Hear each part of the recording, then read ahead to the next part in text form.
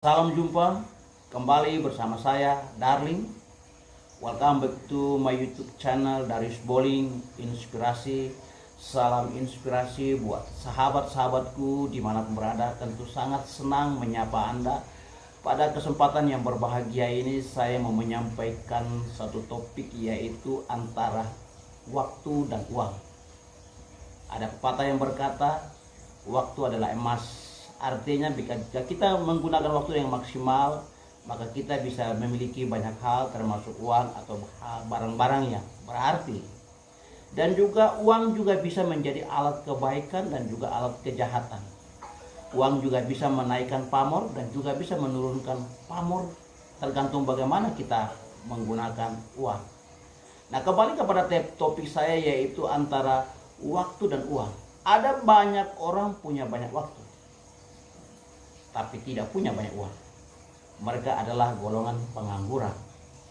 Ada juga yang tidak punya waktu dan tidak punya uang.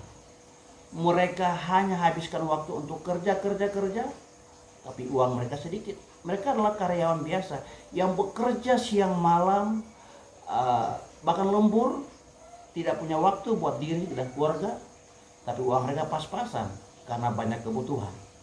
Ada golongan orang-orang yang tidak punya waktu tapi punya banyak uang.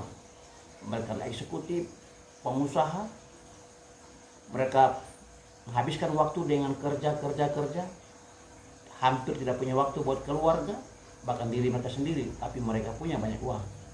Ada juga golongan orang-orang yang punya banyak waktu dan juga banyak uang. Siapa mereka? Mereka adalah para investor.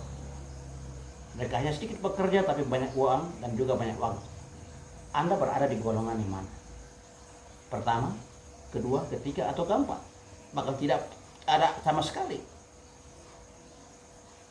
Setiap orang, setiap manusia hidup dalam waktu yang sama, yaitu 24 jam. Tidak ada orang hidup dalam 25 jam atau 23 jam, tapi setiap kita hidup dalam 24 jam.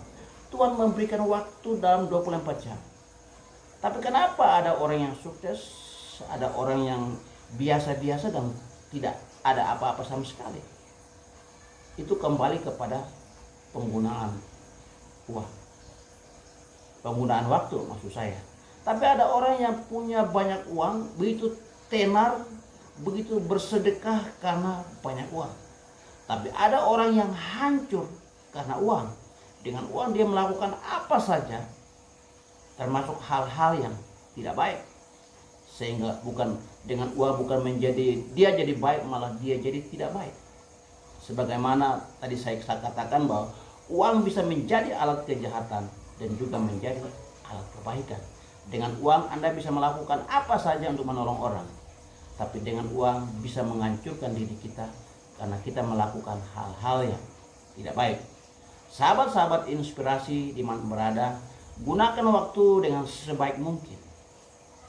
Dan ketika Anda punya uang, saat Anda menggunakan waktu dengan baik, gunakan uang dengan sebaik mungkin agar kamu hidup dengan menggunakan waktu yang berkualitas.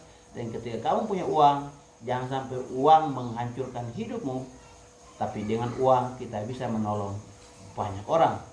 Dan sebelum menolong orang, menolong diri sendiri. Saya Darling. Salam inspirasi.